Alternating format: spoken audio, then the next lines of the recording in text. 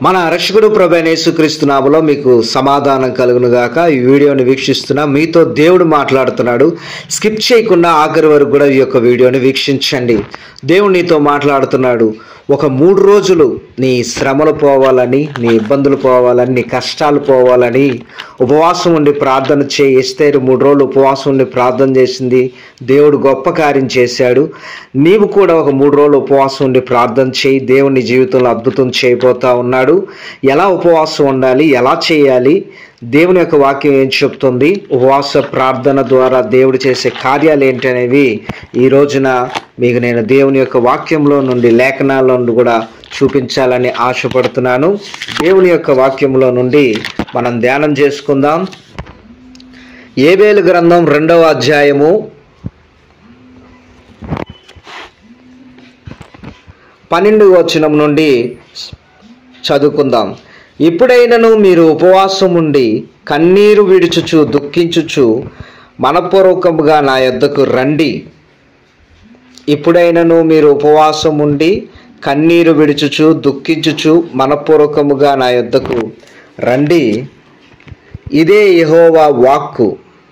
మీ దేవుడైన యెహోవా కరుణా వాత్సల్యములు గల వాడును, శాంతమూర్తియు అత్యంత కృపగలవాడునై ఉండి తాను చేయనుద్దేశించిన కీడును చేయక పశ్చాత్తాపడును గనక మీ వస్త్రములు కాక మీ హృదయములను చింపుకొని ఆయన తట్టు తిరుగుడి. ఒకవేళ ఆయన మనసు త్రిప్పుకొని పశ్చాత్తాపడి మీ దేవుడైన యెహోవాకు తగిన నైవేద్యమును, పానార్పణను మీకు దీవెనగా అనుగ్రహింపడని ఎవడు చెప్పగలడు? సియోనులో బాకా ఊదుడి, ఉపవాస దినం ప్రతిష్ఠించుడి, వ్రత దినము నియమించి ప్రకటన చేయుడి. చూడండి, దేవుడు మీతో చెబుతున్నాడు, ఉపవాస దినమును ప్రతిష్ఠించండి, వ్రత దినాన్ని నియమించి ప్రకటన చేయమంటున్నాడు.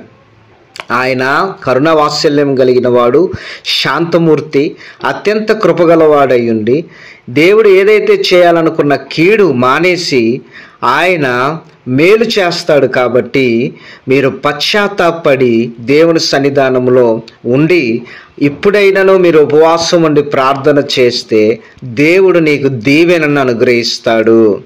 దేవుడు నీ పట్ల గొప్ప కార్యం చేస్తాడు. నాకు దేవుడు దీవెన కలుగు చేయాలని ఆశపడినట్లయితే, అలాగనే దేవుడు నా జీవితంలో ఉన్న కీడును తొలగించాలని, నీ జీవితంలో ఉన్న కీడు తొలగిపోవాలనుకుంటే తప్పకుండా ఉపవాసం ఉండి ప్రార్థన చేయి. ఆయన తట్టు తిరుగు. ఆయన కరుణా వాత్సల్యములు, శాంతమూర్తి, అత్యంత కృపగలిగిన వాడు గనుక దేవుడు నీ పట్ల దీవెన కలుగు చేసి ముందు నడిపిస్తాడు. 3 రోజులు ఉపవాసం ఉండి ప్రార్థన చేయి. ప్రతిరోజు ఉపవాసం ఉండి ప్రార్థన చేయి. నీ దేవుడు నీ జీవితంలో గొప్ప కార్యం చేయబోతున్నాడు. మరొక వాక్య లేఖనాన్ని మనం చదువుకుందాం. వాక్యంలో నుండి మార్కు సువార్త 9వ అధ్యాయం 29వ వచనం. అందుకు ఆయన, ప్రార్థన వలనైనా గాని మరి దేని వలనైనను ఈ విధమైనది వదిలిపోవుట అసాధ్యమని వారితో చెప్పెను.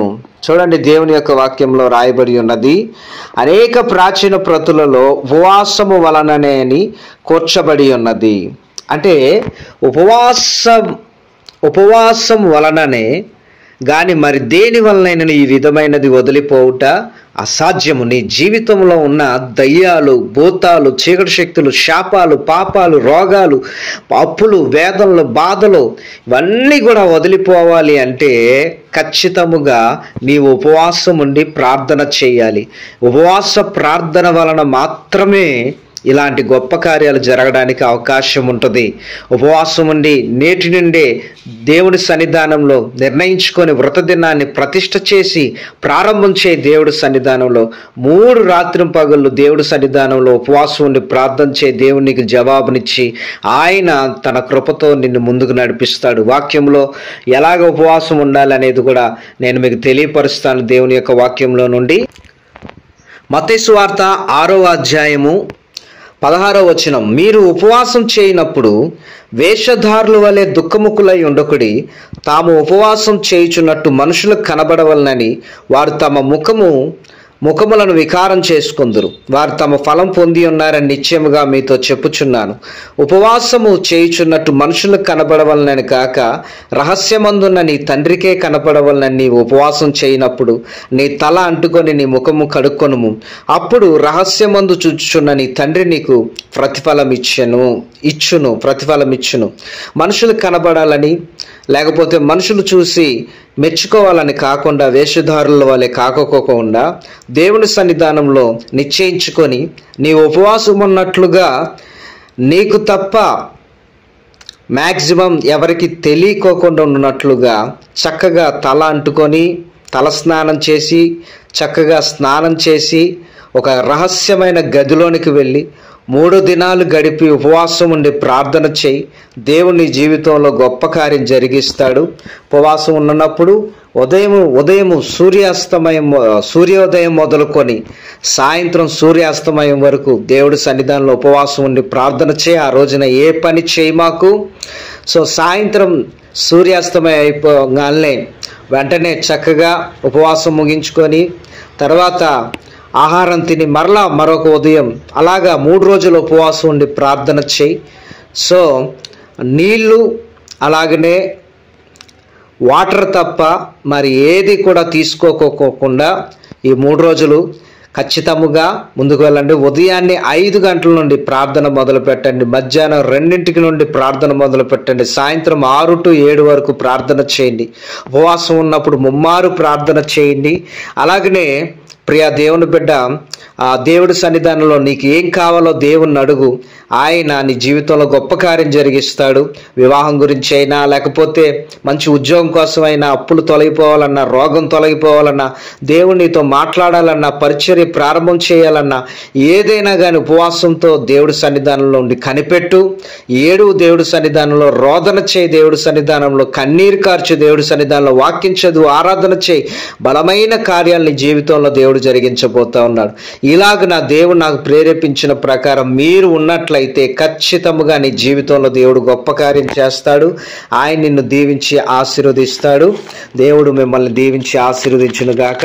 ఈ 3 దినాలు ఉపవాసం ఉండి దేవుడి సన్నిధానంలో మరలా నువ్వు ఆ దేవుడి సన్నిధానంలో దేవునికి చేసిన అద్భుత కార్యాన్ని మరి 3 రోజులు ఉపవాసం ఉండగానే వెంటనే కార్యాలు జరుగుతాయంటే వెంటనే జరగవచ్చు, జరగకపోవచ్చు. కానీ ఖచ్చితంగా నీ ఉపవాస ప్రార్థనకు దేవుడు ఖచ్చితంగా జవాబునిస్తాడు. దేవుడు ఖచ్చితంగా నిన్ను ఆశీర్వదిస్తాడు, తలగా నియమిస్తాడు.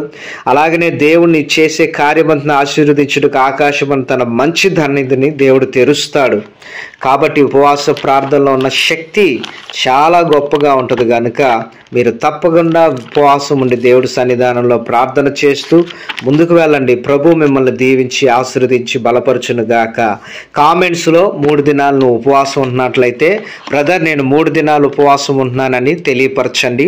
అలాగే స్క్రీన్ మీద నా నెంబర్ని, వాట్సాప్ నెంబర్ని, అలాగనే కాంటాక్ట్ నెంబర్ నేను ఇస్తున్నాను.